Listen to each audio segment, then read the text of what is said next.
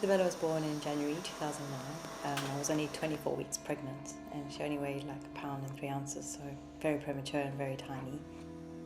We spent the first 6 months struggling through every single day.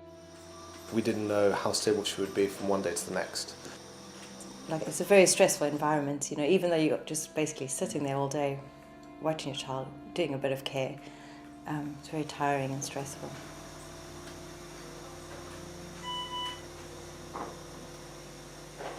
I think it could change how you bond with your child in the beginning, because obviously you can't breastfeed and you can't hold your child and things like that. But I can't say we love her any less. Well, it's quite surreal really, because you're going into a room knowing full well that any of the babies could die, so it wasn't very nice.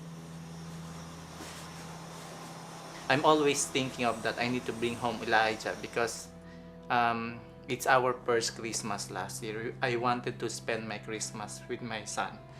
I certainly struggled to bond for the first few months because there's not much I could do other than watch. He had a great hospital care, but there's no place compared to home.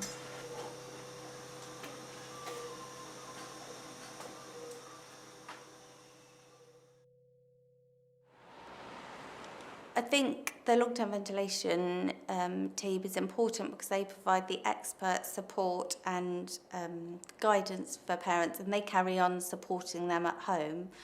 You need the long-term ventilation team. You need that service to be able to have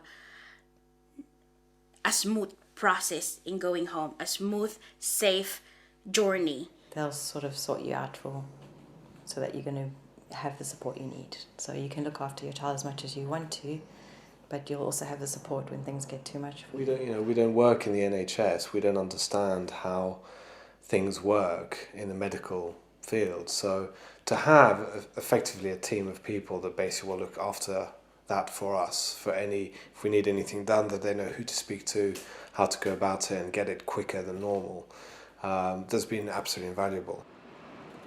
The long-term ventilation service provided us with guidance regarding the discharge planning process for some of our long-term ventilated patients. We have all sorts of babies here, and some of them occasionally need to go home with extra ventilation requirements.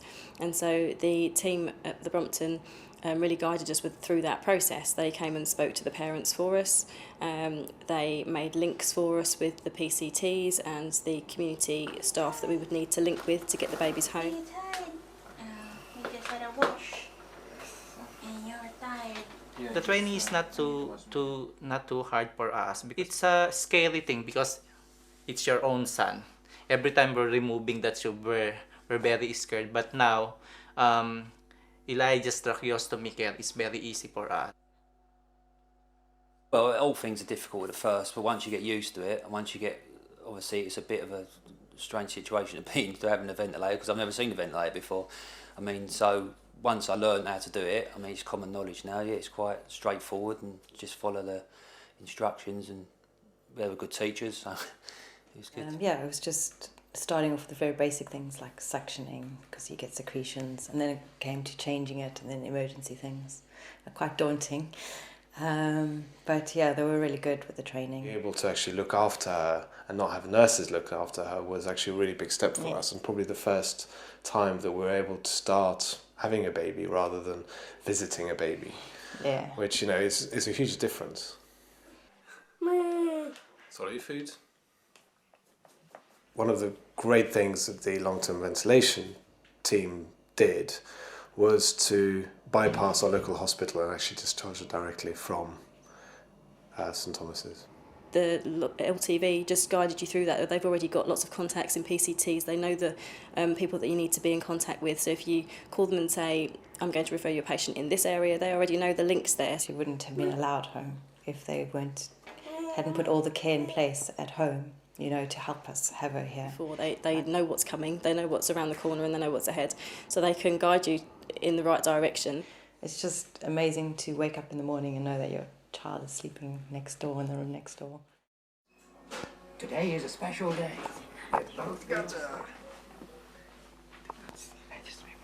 Bring Elijah home has changed him a lot. I mean, even the people that have seen him before in the hospital and has seen him now can vouch that he's a completely changed boy. He's so much happier.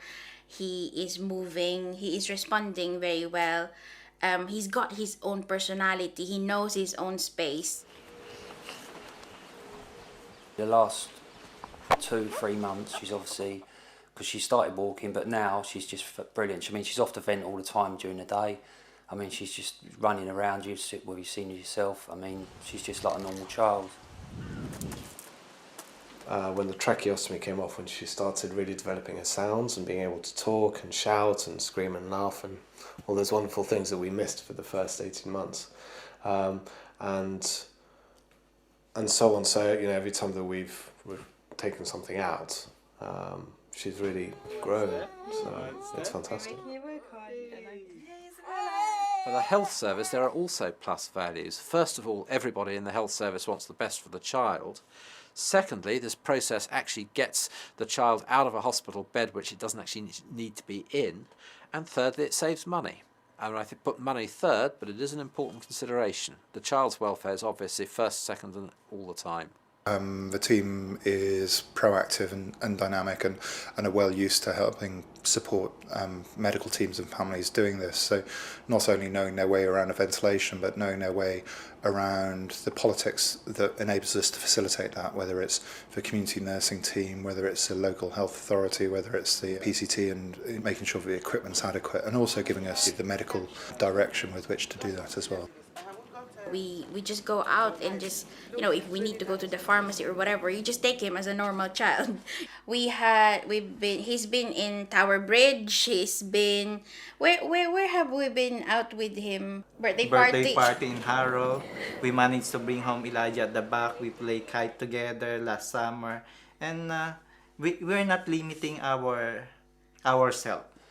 It's been brilliant. I mean, obviously we know she had to be in hospital for a long time. But now she's fantastic. I mean, just to see her running about now, it's great. Some people may argue that you're better off in hospital or you're better off with medical professionals around you, but actually the reason people have children is to be at home with their children. The reason people have children is so that their children can develop and grow and be nurtured and do things together as a family.